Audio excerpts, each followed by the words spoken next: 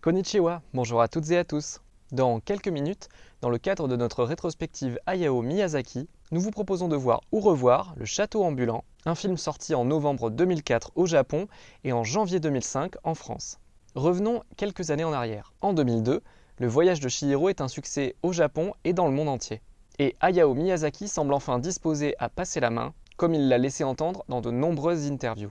C'est ainsi qu'à l'automne 2001, alors que Le Voyage de Chihiro s'apprête à sortir, que le studio Ghibli annonce la mise en production de 2 nouveaux films, confiés à de jeunes réalisateurs. Le premier, c'est Le Royaume des Chats, un moyen-métrage qui finit par devenir un long, réalisé par Hiroyuki Morita, qui sort en 2002 au Japon et en 2003 en France. Et un second projet est confié au réalisateur Mamoru Hosoda, qui finit par se retirer de la production. Et ce deuxième film, c'est Le Château ambulant, que vous allez voir dans quelques minutes. De la même manière qu'il l'avait fait pour Kiki la petite sorcière, Hayao Miyazaki reprend en main la réalisation et fait repartir le projet de zéro.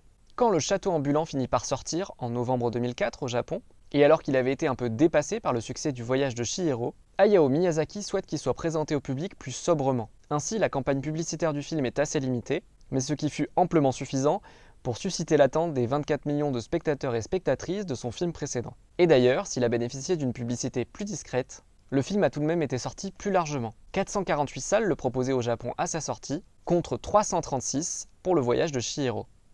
S'il y a bien un fil rouge ultime dans toute la filmographie d'Hayao Miyazaki, c'est l'utilisation de machines volantes en tout genre. Par exemple, l'hélicoptère du château de Cagliostro, le planeur blanc de Nausicaa, le dirigeable, les planeurs, les avions et bien sûr la cité volante du château dans le ciel, le balai de Kiki la petite sorcière et le vélo volant de son ami Tombo, l'avion de Porco Rosso et désormais cette énorme machinerie du château ambulant. Pour le designer, Hayao Miyazaki s'est inspiré des illustrations du dessinateur français Albert Robida, qui avait dessiné entre la fin du 19e et le début du 20e siècle des machines de guerre du futur.